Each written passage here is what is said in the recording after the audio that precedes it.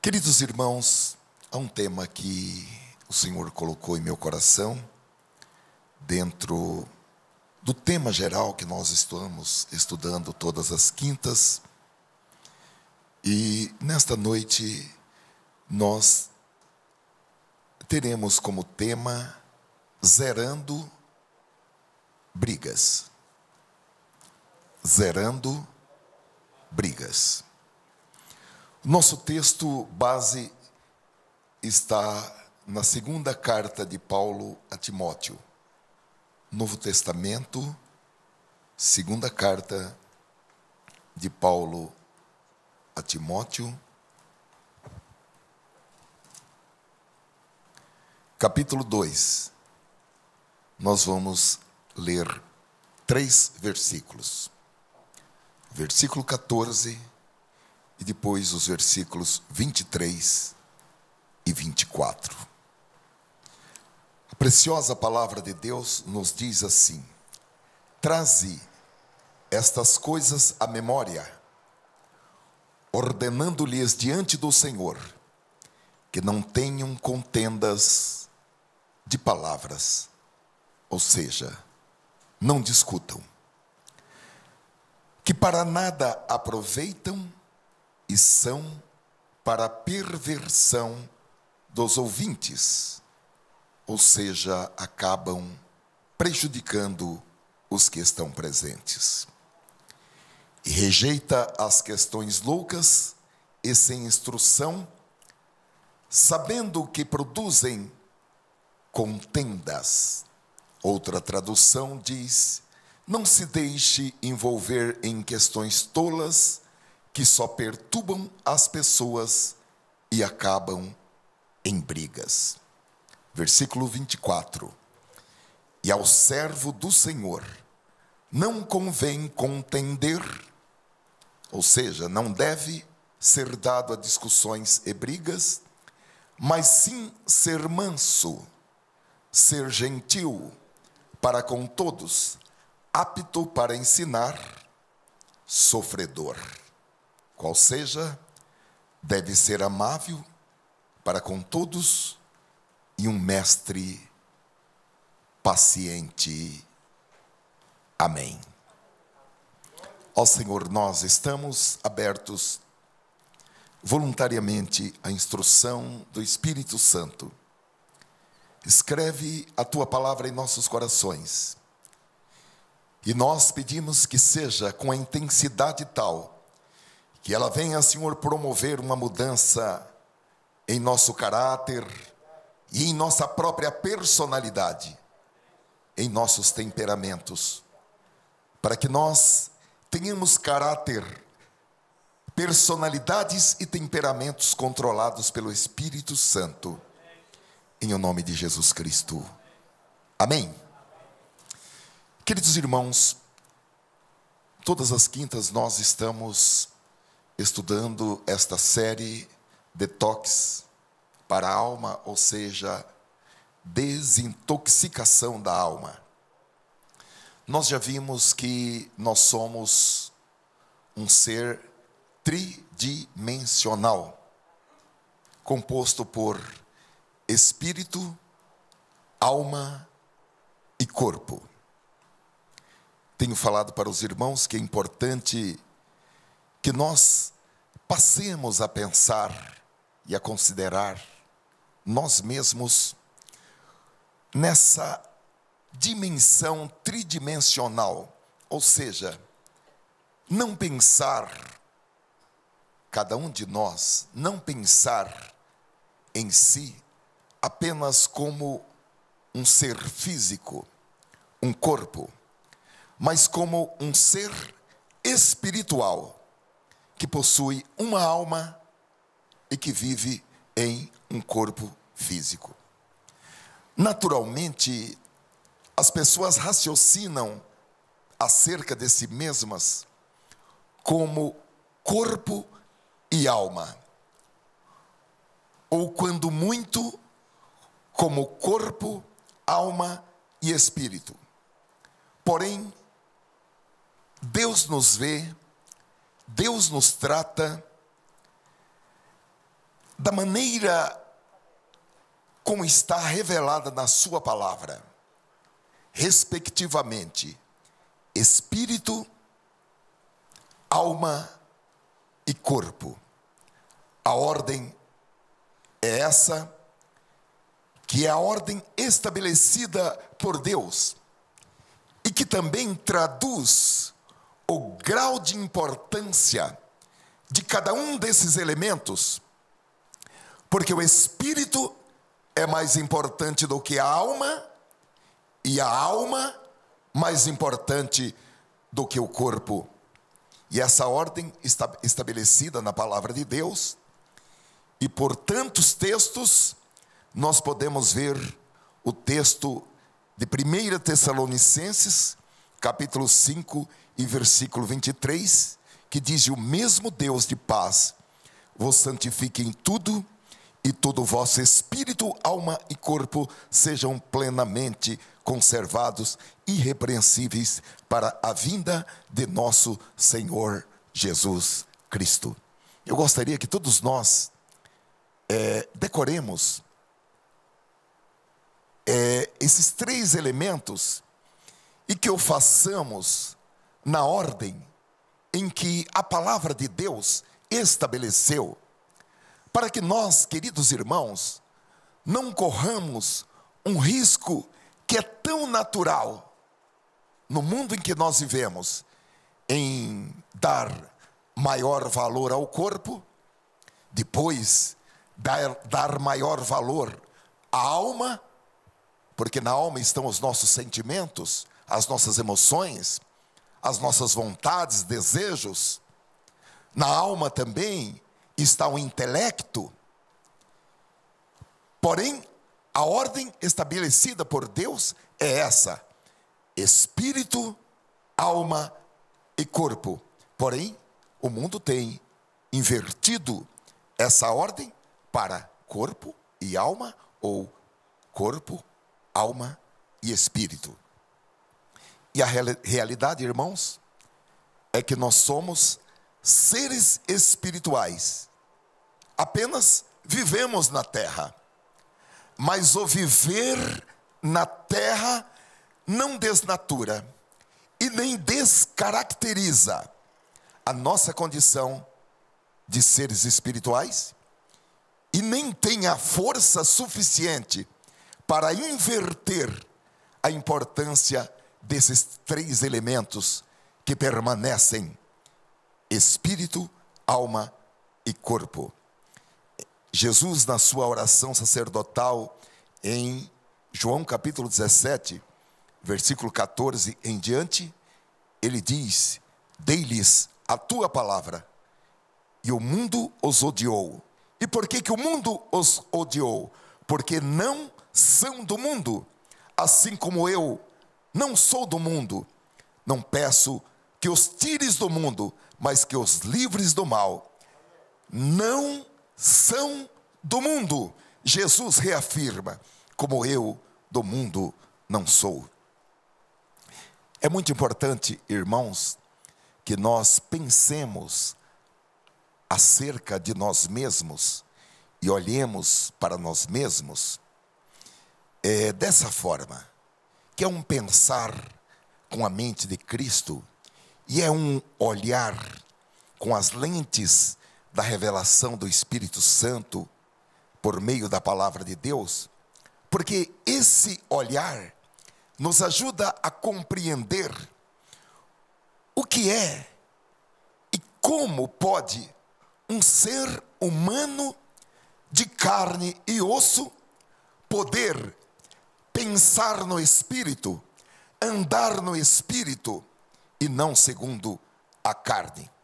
Eu creio que há um desafio para cada cristão, que é manter-se espiritualmente saudável e também manter a sua alma pura e saudável em meio a um ambiente poluído, a um ambiente tóxico, a um ambiente corrupto, que é o ambiente natural deste mundo.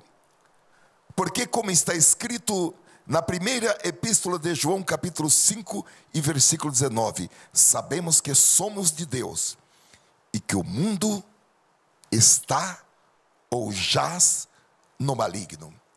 Essa é uma realidade, meus queridos irmãos, que diante de certas circunstâncias que acontecem, nós não deveríamos ficar assustados, não deveríamos ficar decepcionados, não deveríamos ficar admirados, porque a realidade é que o mundo jaz no maligno. E nós vivemos nesta terra, nós vivemos nesses ambientes poluídos, porque Jesus falou: Pai, eu não peço que os tires do mundo, mas que os livres do mal. E, meus queridos irmãos, a compreensão dessa realidade exige o que poderíamos chamar de check-ups periódicos da alma, para verificação se a nossa alma não está contaminada com a poluição do mundo, com o veneno do mundo, qual seja o pecado do mundo e as coisas sedutoras deste mundo, que envolvem a concupiscência dos olhos, a concupiscência da carne, com seus prazeres intermináveis e a soberba da vida. Então, queridos irmãos, em um primeiro plano, já vamos entender que nós somos seres espirituais que apenas vivem na terra. E em segundo plano, nós não somos um corpo físico com uma alma. Nós somos uma alma com um corpo físico. Eis a razão porque tantas e tantas vezes nós vemos a Bíblia se referindo a pessoas como almas. Almas. Amém?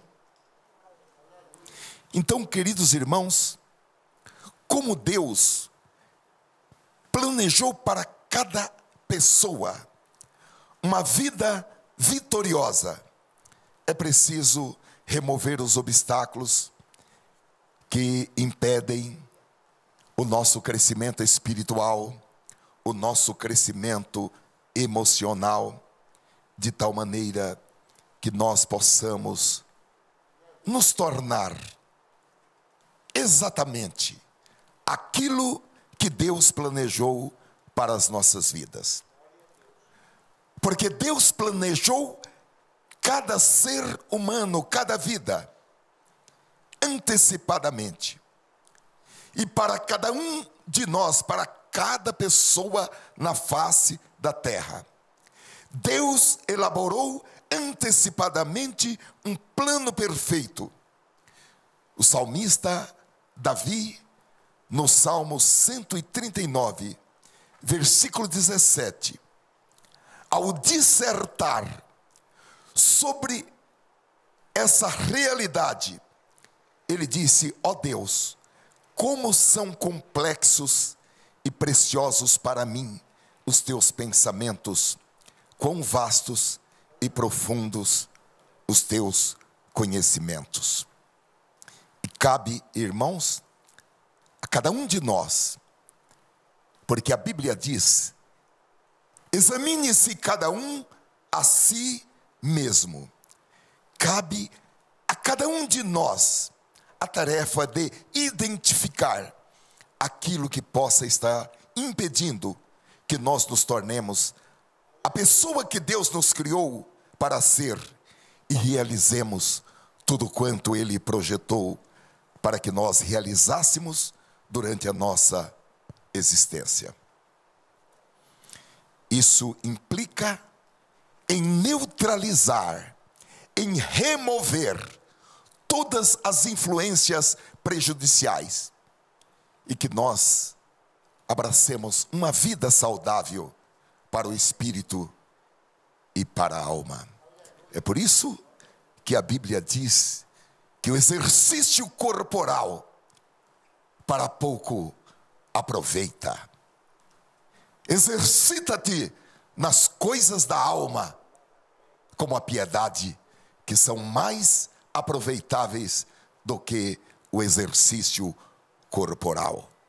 Então nós precisamos, queridos irmãos, neutralizar tudo aquilo que pode impedir o nosso crescimento, o nosso desenvolvimento espiritual e, por consequência, o nosso desenvolvimento emocional e ainda, por consequência, até o nosso desenvolvimento, o nosso crescimento pessoal, a nossa saúde física e assim sucessivamente em relação às coisas desta vida.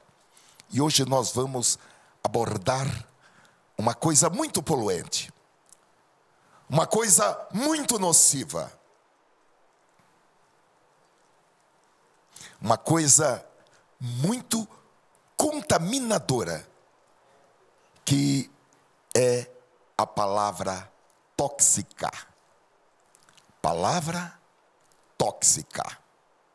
Porque a palavra tóxica, uma má palavra, uma palavra carregada de ira, uma palavra carregada de ciúmes, uma palavra carregada de amargura, uma palavra carregada de pessimismo, ela contamina ao que fala, contamina ao que ouve e contamina aquele que toma conhecimento depois por ouvir dizer ou por ler aquela palavra.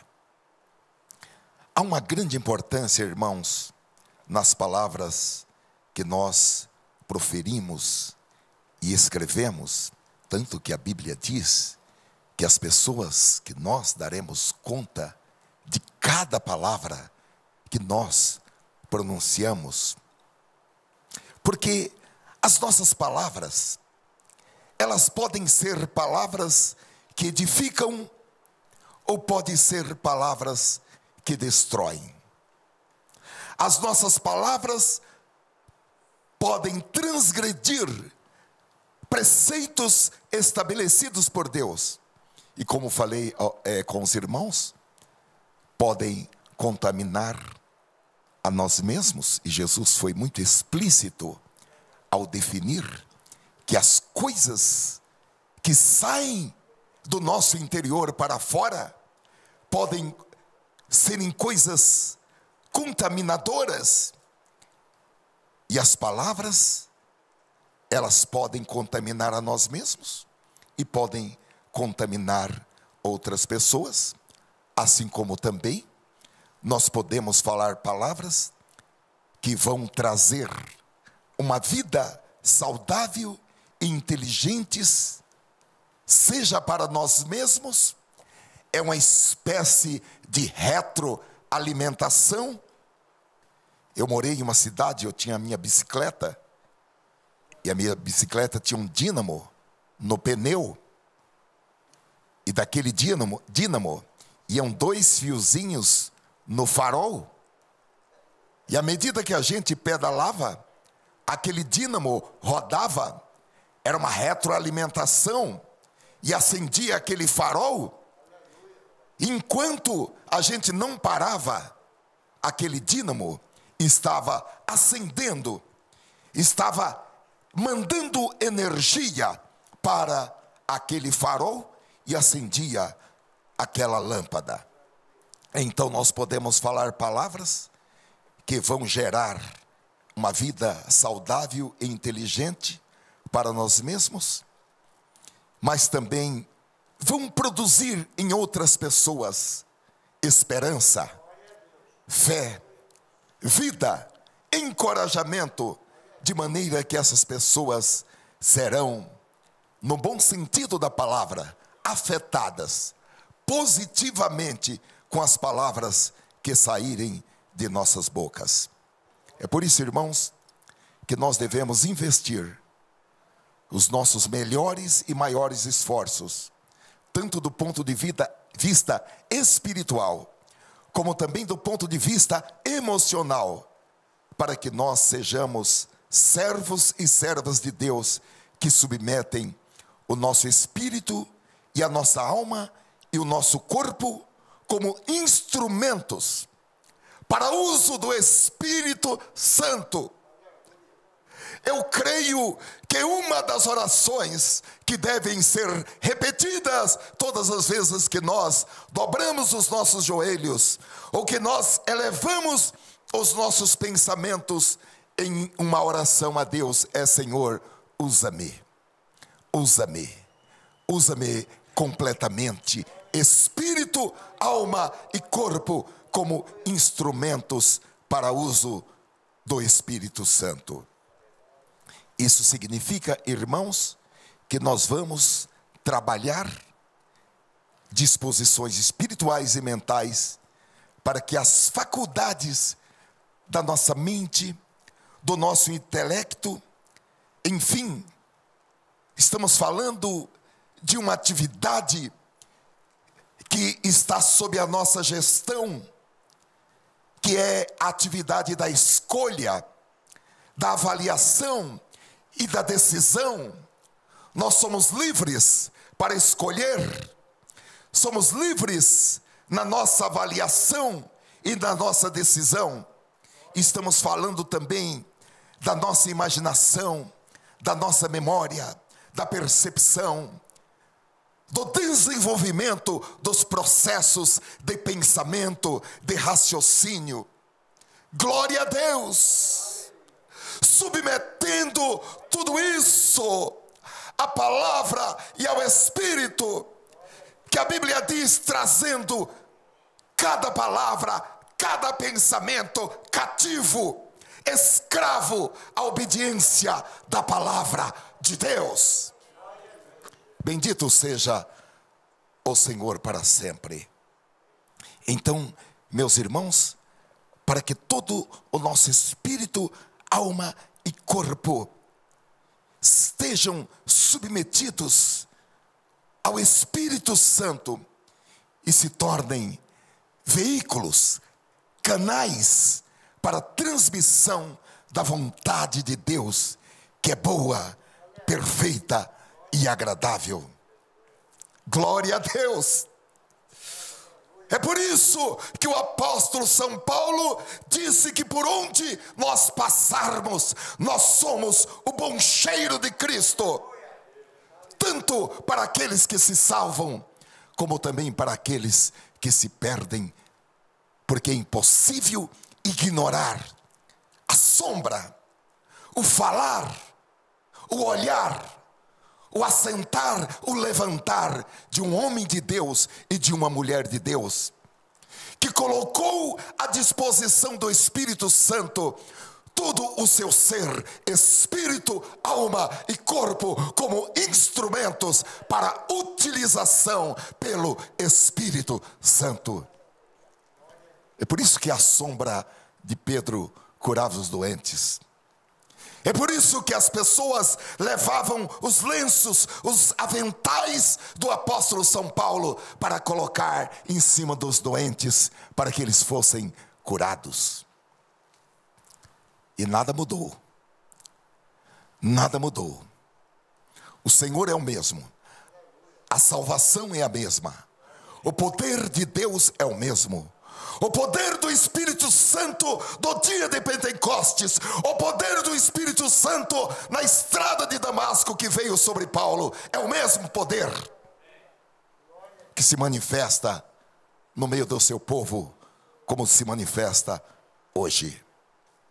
Então, meus irmãos, nós estamos falando das nossas palavras, da importância das nossas palavras nessa equação completa. E Tiago, no capítulo 1, versículos 19 e 20, diz: portanto, meus irmãos, todo homem, e obviamente toda mulher, seja pronto para ouvir, tardio para falar, tardio para se irar, porque a ira do homem não opera a justiça de Deus. Glória a Deus. Eu fico, irmãos amados, encantado com a forma como o Espírito Santo colocou as palavras na Bíblia. Até mesmo o tempo para falar e o tempo para estar calado tem uma ordem. E a ordem é: há tempo para estar calado e há tempo para falar. E essa ordem é muito importante, porque a forma como Deus estabeleceu, em primeiro lugar, Ele estabeleceu o tempo para estar calado. E depois, o tempo para falar. E ninguém pode inverter essa ordem sem sofrer as consequências advindas da inversão da palavra de Deus. Então, queridos irmãos, fechar a boca, não dar a nossa opinião apressadamente, não opinar sem considerar antes todas as variantes de um caso, antes de emitir uma opinião. Aquele que tem uma personalidade transformada pelo Espírito Santo, aquele que tem o seu temperamento controlado pelo Espírito Santo, que a Bíblia chama de andar segundo o Espírito e não segundo a carne, ele é pronto para ouvir, tardio para falar, tardio para se irar, porque a ira do homem não opera a justiça de Deus. A Bíblia diz, queridos, em Provérbios capítulo 18, e versículo 2, que o tolo não se interessa em aprender, mas só em dar as suas opiniões. Eu acredito que todos nós já conversamos com pessoas que não deixam a gente falar. Ele quer dar a opinião dele, porque ele já tem uma opinião pronta para qualquer assunto. Qualquer assunto que se nomeie, ele já tem uma opinião própria àquele respeito. Realmente, irmãos, nessa sociedade em que nós estamos, que tem como característica o excesso de informações, as pessoas em geral, elas estão apressadas para dar respostas, para manifestar as suas opiniões sobre qualquer assunto, sobre qualquer tema que for colocado em debate ou que for colocado em pauta. De maneira que convém ao servo de Deus e à serva de Deus praticar a disciplina de não falar. E às vezes, simplesmente ouvir e não falar. E a Bíblia ainda diz que é preciso manter-se emocionalmente equilibrado, mesmo quando contrariado,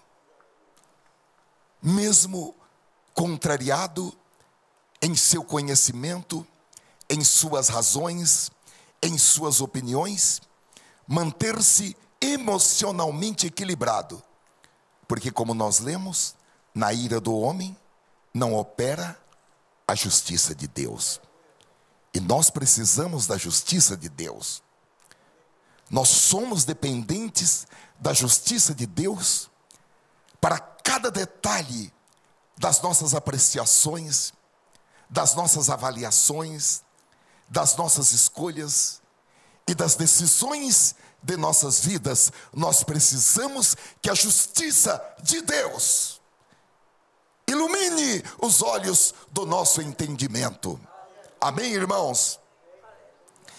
Agora, queridos, eu acredito que todos nós já falhamos e falhamos muito nessa área do falar. uns mais, outros menos, porém, em algum momento, todos nós tropeçamos em muitas palavras que não deveríamos falar, ou que não deveríamos falar da forma como nós falamos, ou com a tonalidade que nós falamos, ou no momento que nós falamos, eram palavras que deveriam ser faladas depois e não naquele momento. O apóstolo Tiago, no capítulo 3, ele faz uma dissertação aprofundada sobre esse tema, e ele diz o seguinte, versículo 2: porque todos tropeçamos em muitas coisas. Se alguém não tropeça em palavra, o tal é perfeito e poderoso para também refrear todo o corpo. Ora, nós pomos freio nas bocas dos cavalos para que nos obedeçam e conseguimos dirigir todo o seu corpo. Vede também as naus, que sendo tão grandes e levadas de impetuosos ventos, se viram com um bem pequeno leme, para onde quer a vontade daquele que as governa. Assim também a língua é um pequeno membro, e gloria-se de grandes coisas. Vede com grande bosque um pequeno fogo incendeia. A língua também é um fogo. Como mundo de iniquidade, a língua está posta entre os nossos membros e contamina todo o corpo, inflama o curso da natureza e é inflamada pelo inferno, porque toda a natureza, tanto de bestas feras como de aves, tanto de répteis como de animais do mar, se amansa e foi domada pela natureza humana. Mas nenhum homem pode domar a língua, é um mal que não se pode refrear, está cheia de peçonha mortal. Com ela bendizemos a Deus e Pai, e com ela amaldiçoamos os homens, feitos à semelhança de Deus. De uma mesma boca procede bênção e maldição. Meus irmãos, não convém que isto se faça assim. Porém, queridos irmãos, o Senhor é tão maravilhoso, Ele é tão gracioso, e Ele nos ajuda, para que as nossas palavras sejam palavras construtivas, sejam palavras significativas, sejam palavras cheias de vida, sejam palavras que transmitam vida para os outros, como foram e como são as palavras de Jesus. Glória a Deus! Nós podemos ter as nossas palavras e o Espírito Santo está trabalhando para que as nossas palavras sejam significativas como as palavras de Jesus. Jesus disse em João capítulo 6 e versículo 63, as palavras que eu vos digo são espírito e vida. E Paulo, em 1 Coríntios, capítulo 12, e versículo 8, diz, porque a um, pelo Espírito, é dada a palavra da sabedoria, e a outro, pelo mesmo Espírito, a palavra da ciência. Irmãos, vamos pedir os dons espirituais. Glória a Deus! Vamos pedir que o Senhor nos outorgue dons espirituais, para que nós tenhamos a palavra da ciência, a palavra da sabedoria, para que nós tenhamos aquilo que a Bíblia chama de palavra erudita, para dizer ao cansado, e não apenas a palavra erudita, mas que nós possamos saber o tempo para pronunciar essa palavra erudita àquele que está cansado. Glória seja ao nome do Senhor. Vamos deixar que o Espírito Santo coloque em nossas bocas palavras de vida, como diz o profeta Samuel, em 2 Samuel capítulo 23, versículo 2. O Espírito do Senhor falou por mim.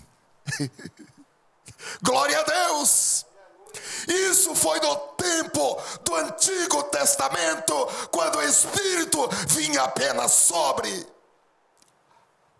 Desde o dia de Pentecostes, o Espírito não vem mais sobre. O Espírito está dentro, o Espírito está em. Bendito seja o Senhor. E Samuel diz: o Espírito do Senhor falou por mim, e a sua palavra está na minha boca. Oh, glória a Deus! Podemos aplaudir o Senhor por esta palavra, irmãos.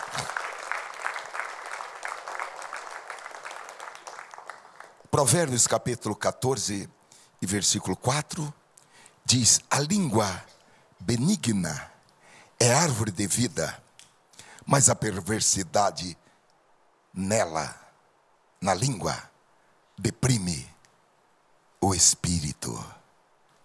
Oh, aleluia! Glória a Deus! Aleluia! Não tem aqueles equipamentos que os médicos colocam para a gente carregar? Holter, é isso que chama? Para medir pressão, as batidas do coração e tal. Eu acho que é bom colocar um gravador e deixar pelo menos uns 8 dias a pessoa com esse gravador. De repente descobre, por que essa pessoa está com depressão? Qual o problema? Não precisa nenhum medicamento, é problema da língua. Porque a língua em que há perversidade nela, Provérbios capítulo 14 e versículo 4. Se houver perversidade na língua, haverá depressão no espírito. Que Deus tenha misericórdia de nós, irmãos. Glória a Deus. Curados pela palavra. Aleluia. Glória a Deus. Então, irmãos, quando nós falamos com astúcia ou com raiva, causamos danos espirituais e emocionais, primeiramente a nós mesmos e depois a todas as pessoas que nos ouviram e também a todos aqueles que tomarão conhecimento do teor das nossas palavras, por ouvir dizê-las ou por ler as nossas palavras, agora que são tão disseminadas em redes sociais. Porém, quando nós escolhemos, como o apóstolo São Paulo diz, falar de uma forma que demonstre gentileza, delicadeza, que demonstre mansidão, nós não apenas afastamos a possibilidade de depressão, a possibilidade de ira, ou até afastamos a própria ira que eventualmente exista, mas as nossas palavras, assim como as palavras de Jesus, porque são palavras que o Espírito Santo coloca em nossas bocas, são Espírito e vida, e nós estaremos dando a nós mesmos a oportunidade de ensinar a verdadeira doutrina de Cristo por meio das nossas vidas. Então, irmãos, como um servo de Deus, como uma serva de Deus, e qualquer filho de Deus deve procurar não polemizar, não discutir, não brigar, inclusive não se associar com pessoas que gostam de brigar. E aqui nós estamos falando de afastar-se mesmo. Afastar-se é manter-se a uma certa distância de alguém que gosta de brigar. E esse afastamento, ele pode ser um afastamento físico ou pode ser apenas um afastamento emocional. Porque às vezes nós não podemos nos afastar fisicamente. Temos que conviver com pessoas que gostam de brigar. Não podemos nos afastar fisicamente, mas podemos nos afastar emocionalmente. Porque, queridos irmãos, ouvir palavras de pessoas que gostam de brigar, que são palavras carregadas de ira, carregadas de ressentimentos, carregadas de acusações, é algo que vai trazer contaminação para quem está ouvindo e vai gerar uma disposição para que essa pessoa também peque com palavras, ou vai encorajar a pessoa a ter o mesmo comportamento, a proferir as mesmas palavras, é altamente contaminadora. Onde estamos com outro microfone?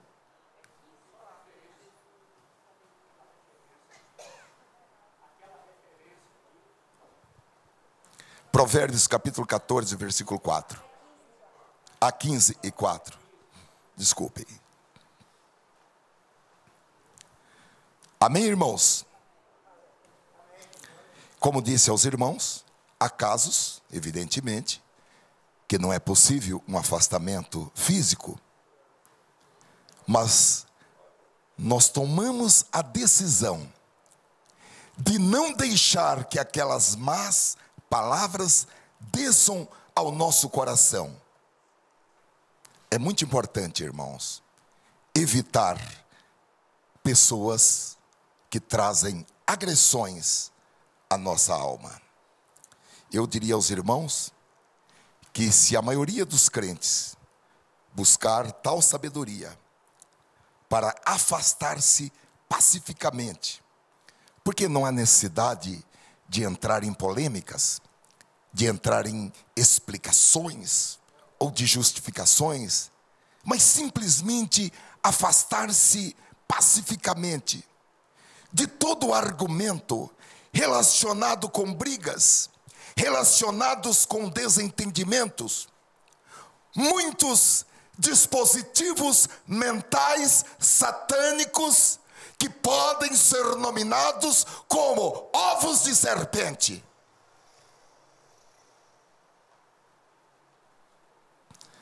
Serão automaticamente anulados.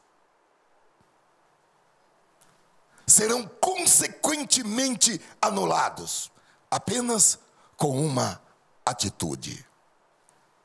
E por último, irmãos, o apóstolo Paulo, ele dá a ordem para que não fiquemos ressentidos. Ele diz no versículo 23, e rejeita as questões loucas, ou seja, fujam. Não se deixem envolver em discussões tolas. Rejeita as questões loucas e sem instrução, sabendo que produzem contendas, porque são conversas que perturbam e as pessoas acabam em brigas.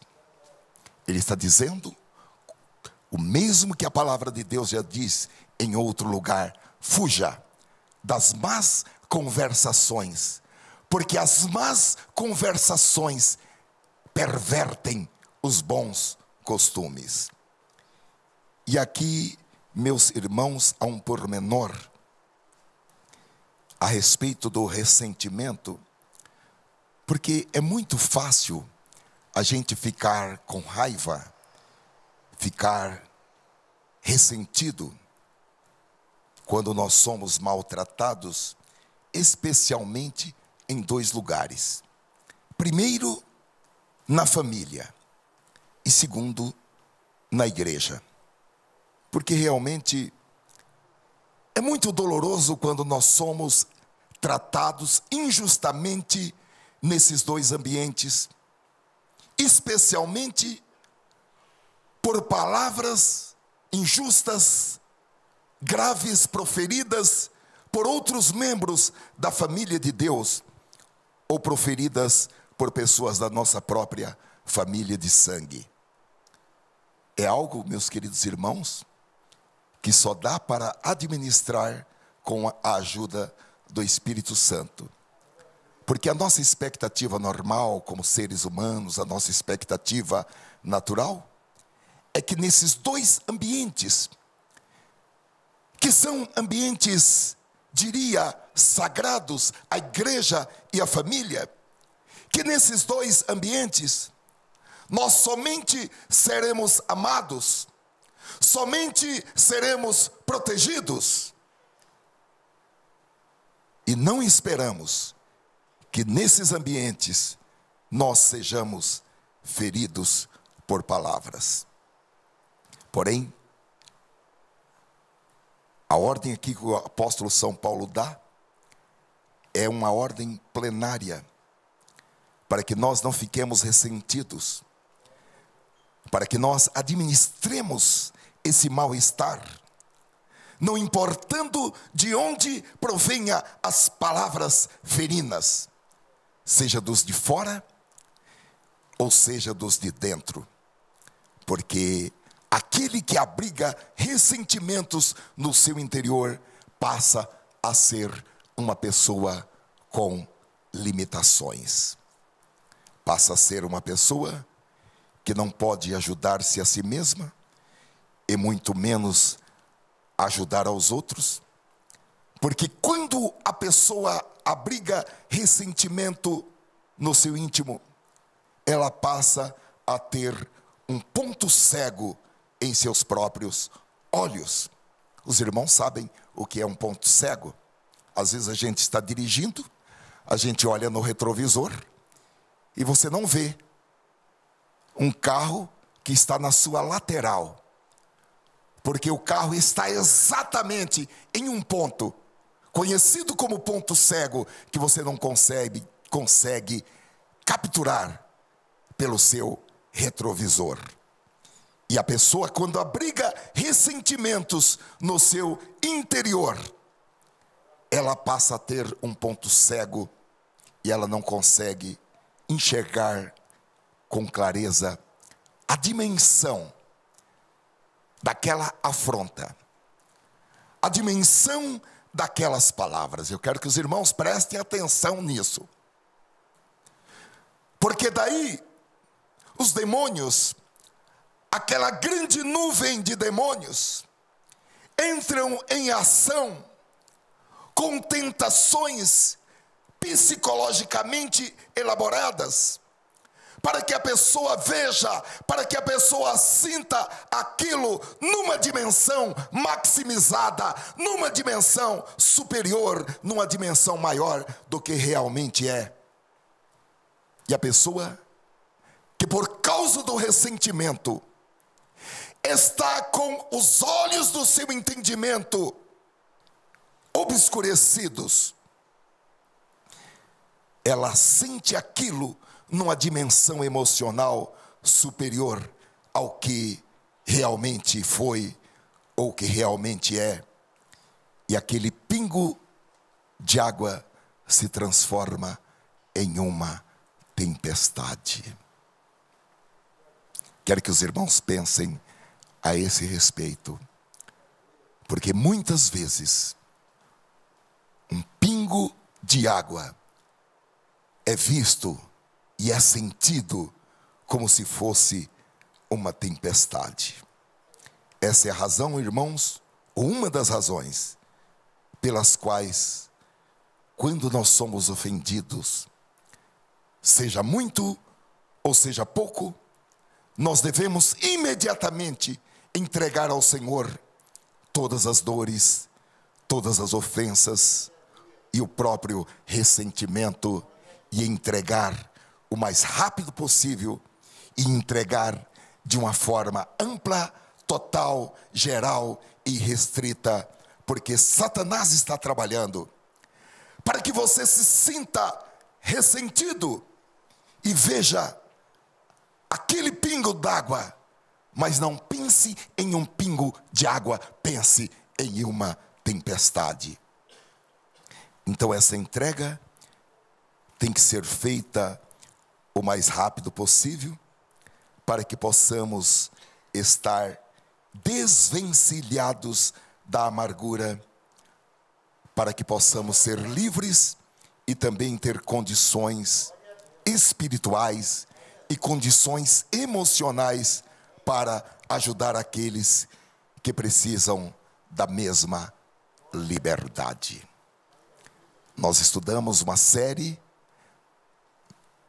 dentro desta detox para a alma a respeito da amargura. E nós batemos vários dias na palavra dizendo: não se ponha o sol sobre a sua ira. Resolva o problema da ira no mesmo dia e antes que o sol se ponha, ou seja, não durma irado. Bendito seja o Senhor. Os versículos, irmãos, 25 e 26 afirmam da importância de ser gentilmente instruído, porque diz: instruindo com mansidão.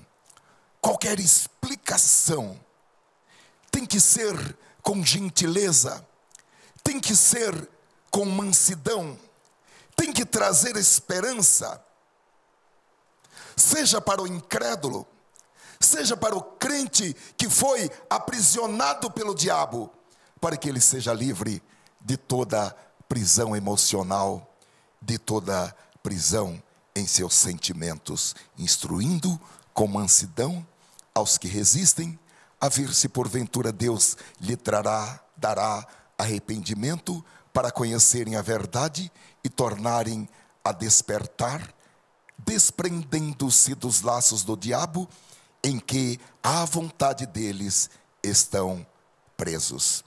Então, irmãos, gentileza, delicadeza e mansidão é algo que não se torna destituído de valor, destituído de importância, mas é uma das coisas mais espirituais e mais importantes que nós podemos fazer e devemos fazer.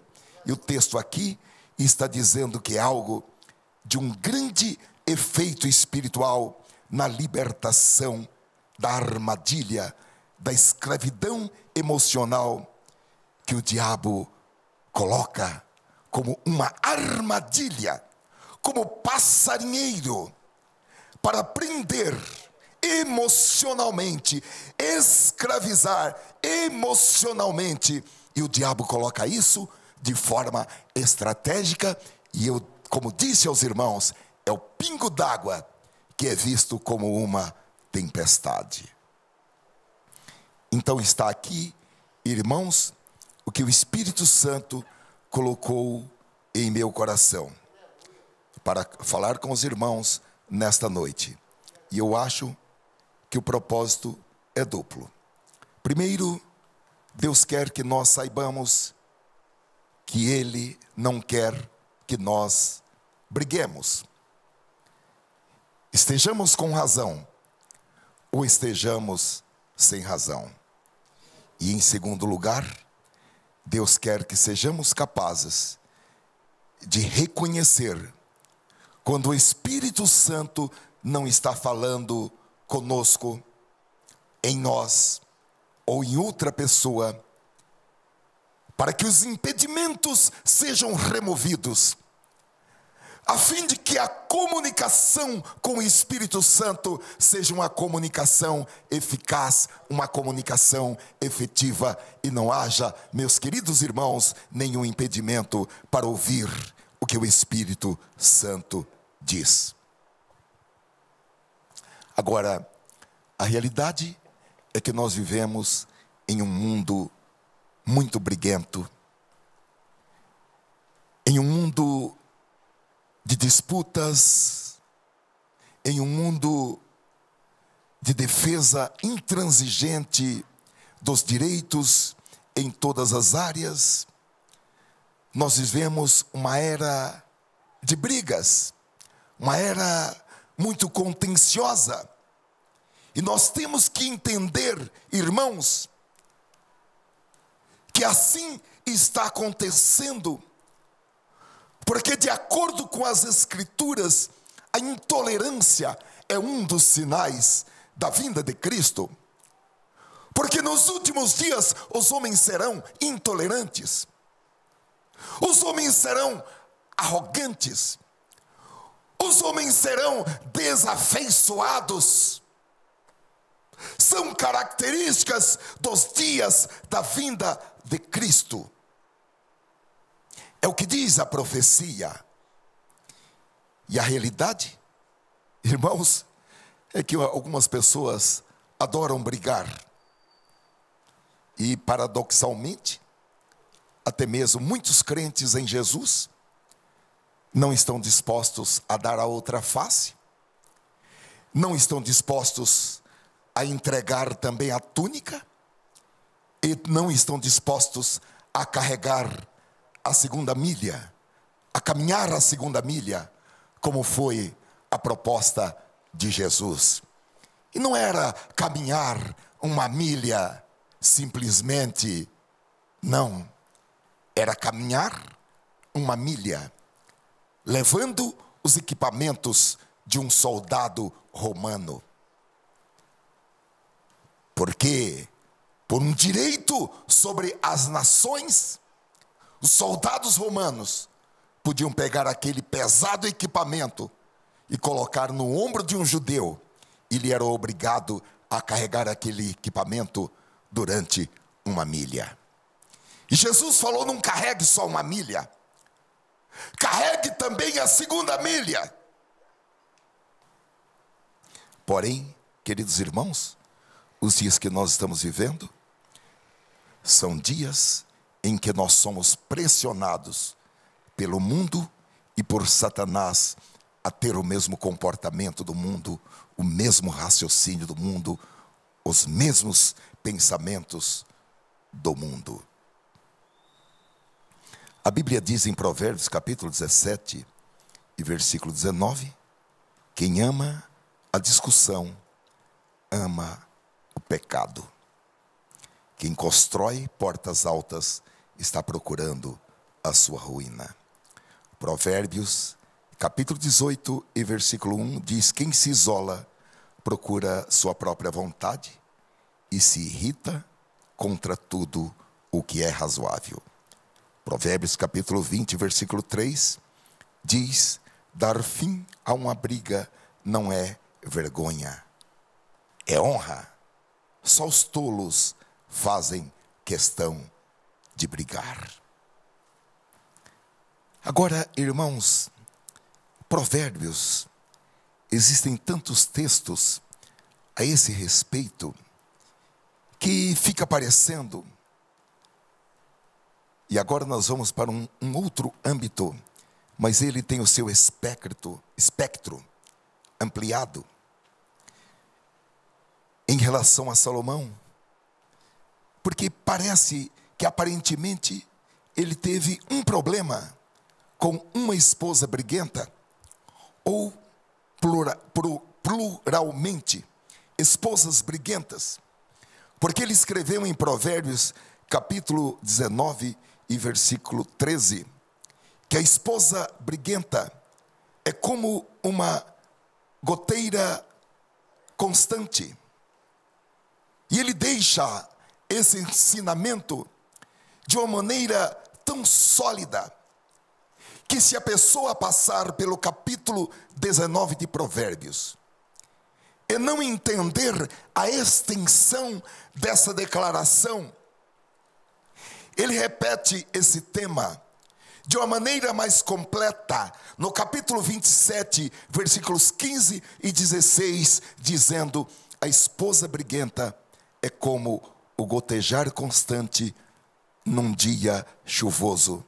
Detê-la é como deter o vento, como apanhar óleo com a mão.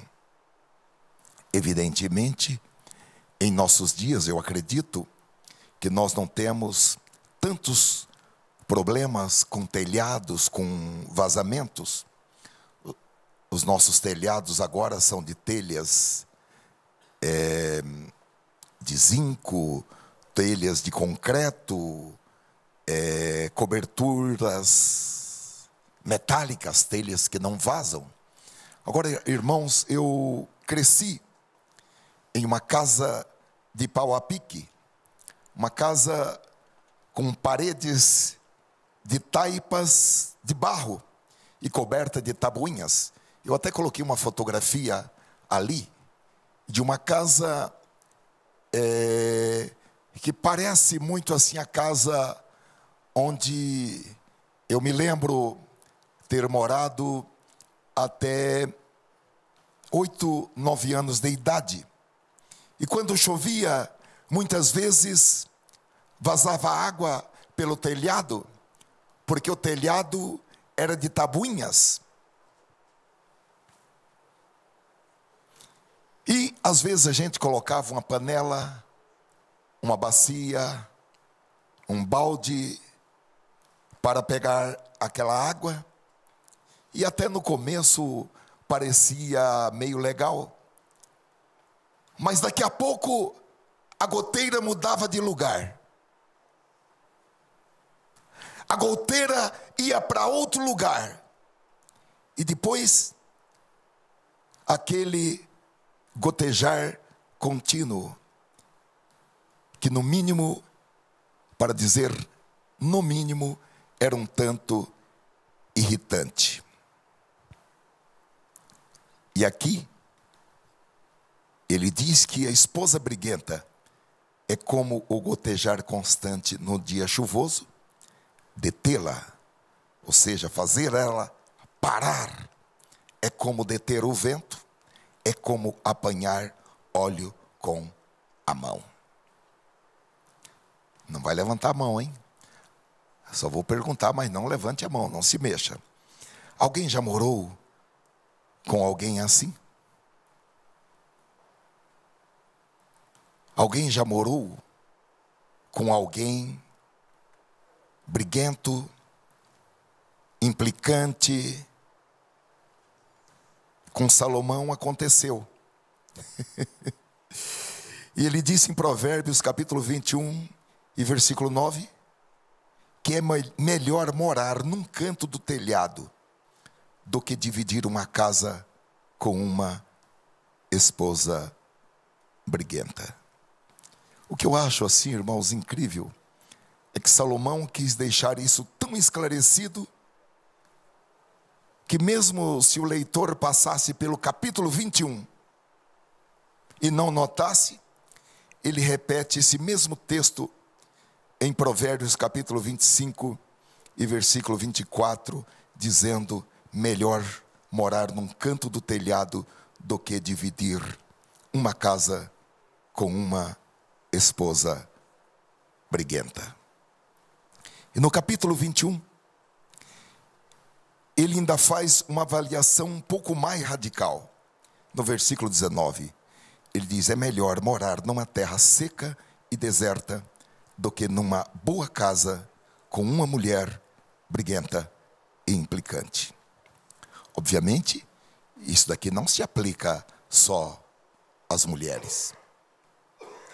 Obviamente, isso daqui se aplica ao esposo, aos filhos, ou a qualquer pessoa com quem alguém tenha que morar, ou tenha que conviver por longos períodos, sei lá, horas às vezes, dias, meses, anos. Eu penso que aqueles que, como Salomão, já tiveram a experiência de conviver com uma pessoa briguenta, com uma pessoa implicante, que implica com tudo, vai entender exatamente o que Salomão está nos dizendo aqui. Irmãos, Jesus não aprova que um discípulo seu seja uma pessoa briguenta e implicante. Agora, o problema é que a gente, às vezes, é muito bom, encontra muita argumentação para racionalizar, para justificar o nosso comportamento. E poucas pessoas briguentas, poucas pessoas implicantes vão admitir que tem esse problema, porque vão encontrar uma justificativa para as suas reações. A realidade, meus queridos irmãos, é que todos nós temos esse tipo de problema. Porque isso vem da carne.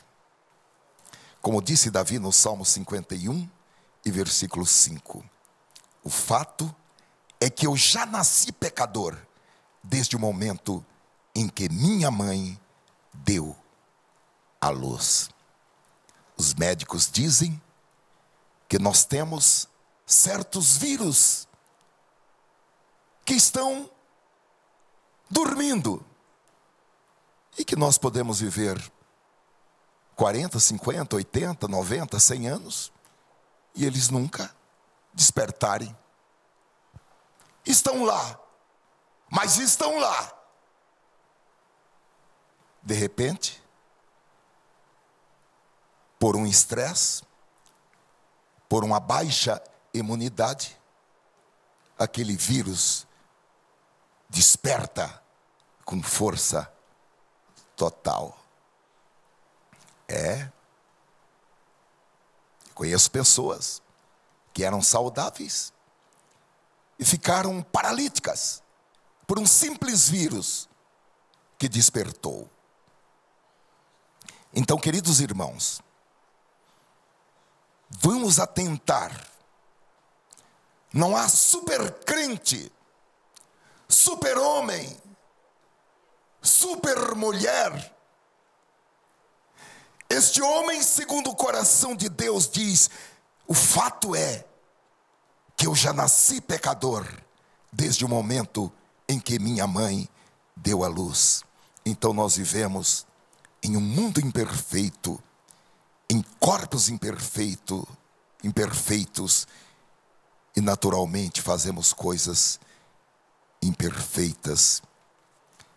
Naturalmente, nós temos que admitir, confessar, pedir ajuda divina para poder vencer. A Bíblia diz em Tiago capítulo 4, a partir do versículo 1, de onde vêm as brigas e discussões que há entre vocês? Não vêm dos desejos que batalham dentro de vocês? Vocês cobiçam coisas e não as têm, matam e invejam, mas não conseguem obter o que desejam. Vocês vivem a lutar e a brigar.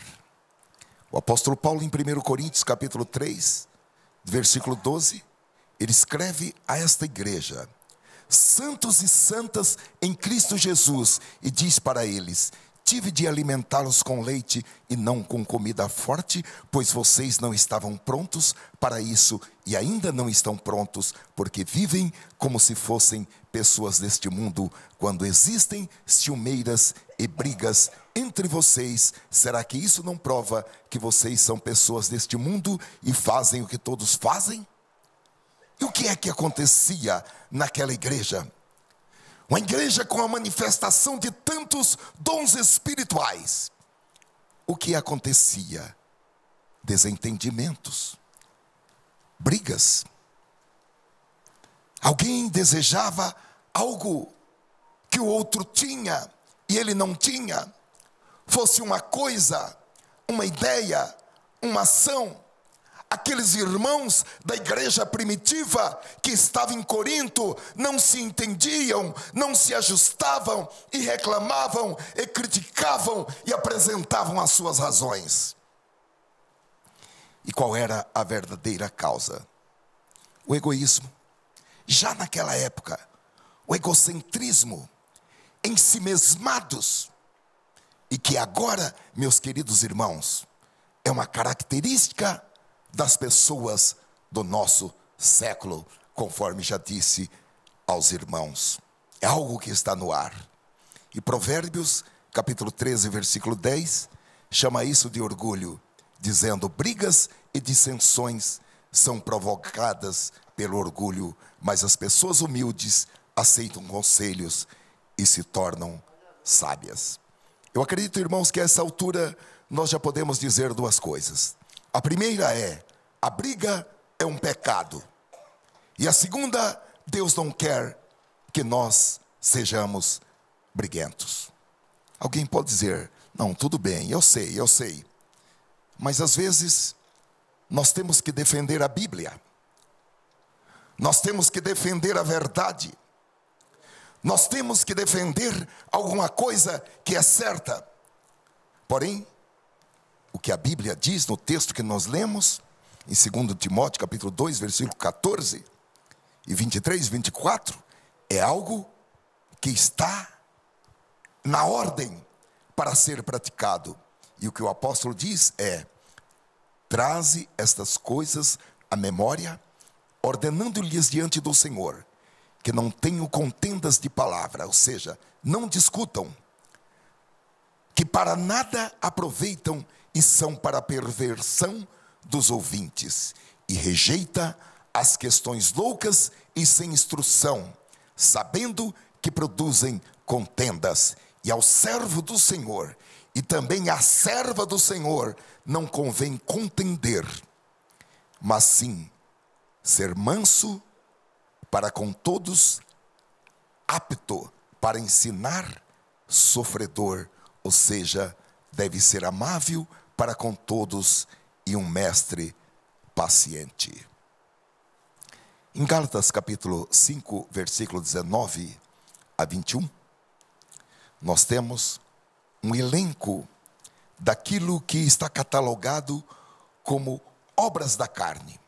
São coisas produzidas pela natureza humana. E o texto aqui diz que são coisas bem conhecidas. E aqui, nesse texto, se refere a palavras como inimizades, brigas, ciumeiras, acessos de raiva, ambição egoísta, desunião, divisões, que são palavras, meus queridos irmãos, que de uma maneira ou outra podem ser palavras sinônimas para brigas e desentendimentos. E como é que nós, como crentes, como servos de Deus, como discípulos de Cristo, devemos agir? Evidentemente, quando nós olhamos para a vida de Jesus, nós vamos encontrá-lo em uma série de situações em que justificaria que ele tivesse tido uma atitude mais radical, uma atitude de briga. Coisa simples, mas o jovem rico disse a ele que guardava todos os mandamentos desde a sua adolescência. E na realidade, ele não manteve nem o primeiro mandamento, que seria amar mais a Deus do que as suas riquezas. Só que Jesus não apontou isso. Jesus não apontou nenhum defeito de caráter desse jovem. O que Jesus falou foi algo simplesmente como: falta-lhe apenas uma coisa. Vai, vende tudo quanto você tem e dá aos pobres, vem e segue-me, e você terá um tesouro nos céus. Quando a mulher adúltera foi apanhada no próprio ato, ela foi trazida a Jesus. E aqueles que levaram a mulher até Jesus perguntaram a ele o que deveriam fazer com aquela mulher, considerando a lei mosaica. Vamos dizer assim, Jesus poderia ter entrado no seu carro, ter dado partida e ter deixado aqueles hipócritas se virarem com aquele caso. Mas a Bíblia diz que Jesus ficou quieto Ele abaixou a cabeça e começou a escrever na areia. Alguns pregadores mais criativos dizem que Jesus estava escrevendo os pecados deles, mas Jesus não brigou. O que Jesus fez foi: vocês querem apedrejar? Tem permissão, podem fazer o que vocês planejaram, podem ir em frente. Agora, aquele que não tiver pecado, atire a primeira pedra. Hoje nós sabemos que só Jesus poderia ter feito isso, porque entre todos aqueles, somente ele estava sem pecado. Mas ele aplicou àquela mulher a misericórdia, e as instruções depois para aquela mulher foi: olha, vá e não peque mais, para que não te suceda coisa pior. Algumas pessoas falam: não, mas Jesus, certa vez ele entrou no templo em Jerusalém, e ele entrou em conflito com os cambistas, ele derrubou as mesas, espalhou o dinheiro, ele os expulsou para fora do templo com um chicote. Obviamente, Jesus tinha todo o poder e toda a autoridade. Se ele quisesse, ele podia ter chicoteado aqueles cambistas, mas ele não o fez. Ele agiu com zelo, mas por amor, porque Jesus não era, não foi e não é uma pessoa briguenta. Ele era a paz, o príncipe da paz. E esse, meus irmãos, é o exemplo que nós devemos agir, seguir e viver. E por fim, queridos irmãos, a Bíblia diz em Provérbios capítulo 17 e versículo 14, que o começo de uma briga é como a primeira rachadura numa empresa. É bom parar antes que a coisa piore. Por isso, diz uma outra tradução: procure fazer as pazes antes que a discussão comece. Eu olhei hoje vários vídeos da represa de Mariana, de Minas Gerais, quando aquelas águas foram destruindo tudo que havia pela frente. Então, queridos irmãos, a Bíblia diz que o começo de uma briga é como a primeira rachadura, e é bom parar antes que a coisa piore. Porque quando a coisa piora, todos os que estão por perto vão se machucar.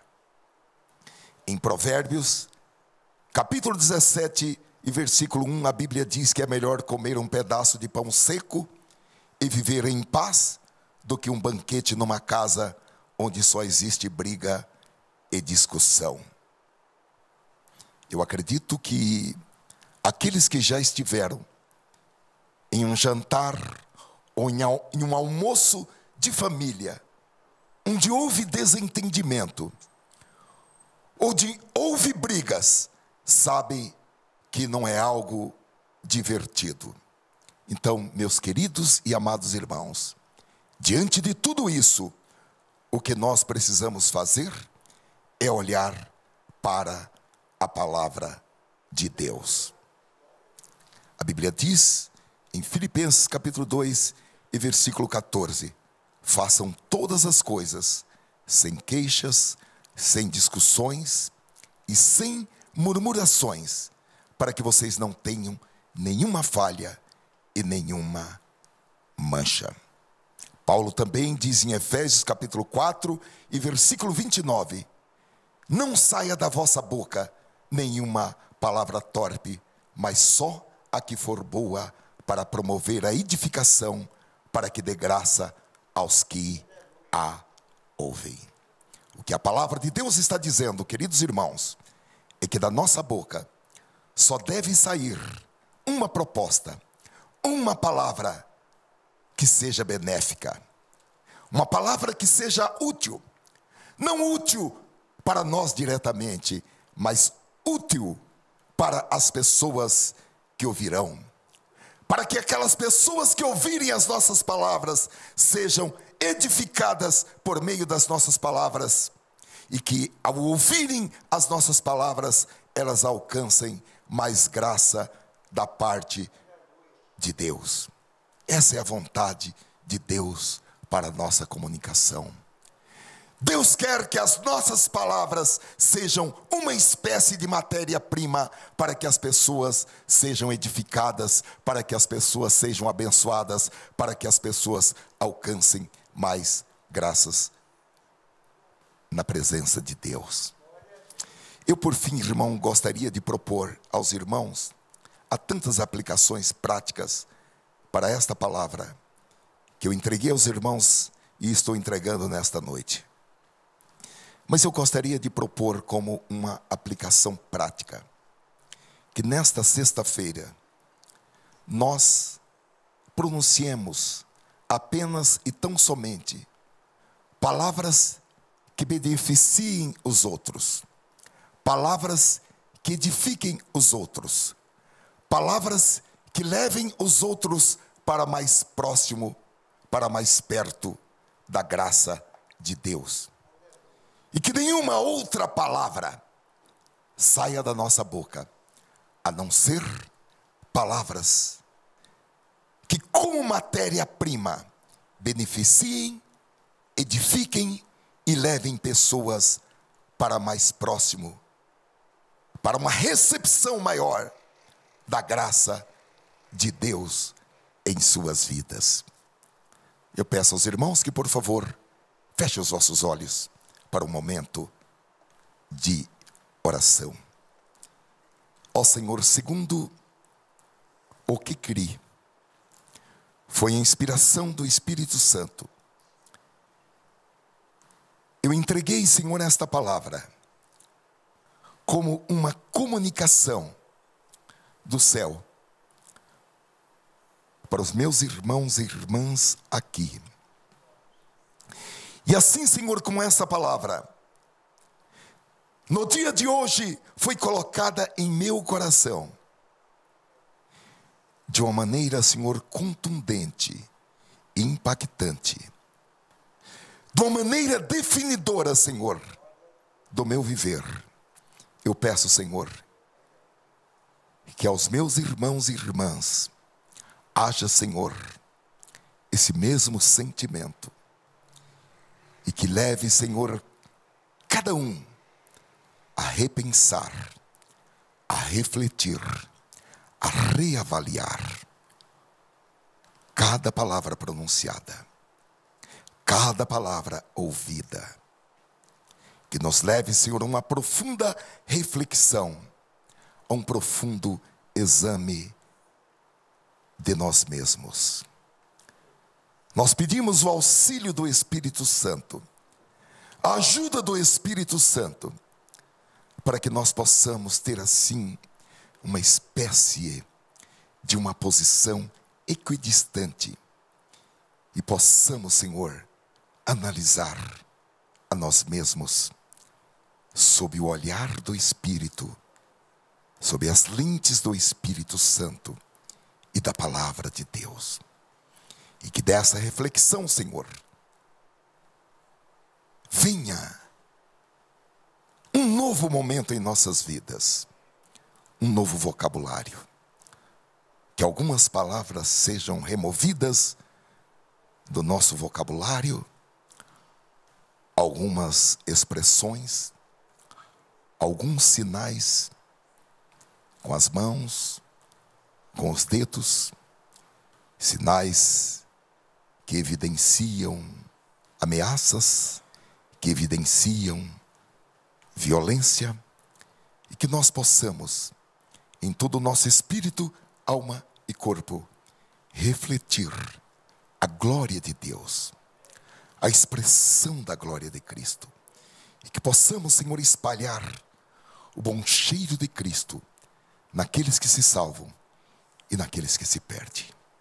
E que nós possamos, Senhor, ser a carta escrita por dentro e por fora, lida por todos os homens.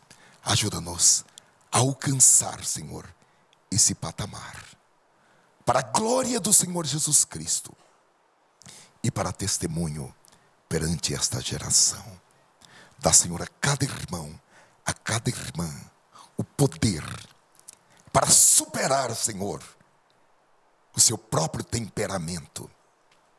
Dá-nos este poder, este controle do Espírito Santo, para que nós tenhamos a calma, a paciência, a gentileza, a delicadeza em nossas palavras e em nossas expressões. Em nome de Jesus Cristo. Amém. Louvado seja o Senhor. Vamos aplaudir o Senhor, irmãos. A Ele toda a honra, toda a glória e todo o louvor. Existe todo o investimento do Espírito Santo, queridos irmãos, para que a igreja seja entregue a Jesus, a noiva do Cordeiro, sem ruga, sem defeito algum. O Espírito Santo está aqui na terra trabalhando para que isso seja realidade em cada vida. E é assim que nós seremos apresentados como igreja diante do noivo, que é o Cordeiro de Deus. Louvado seja o Senhor.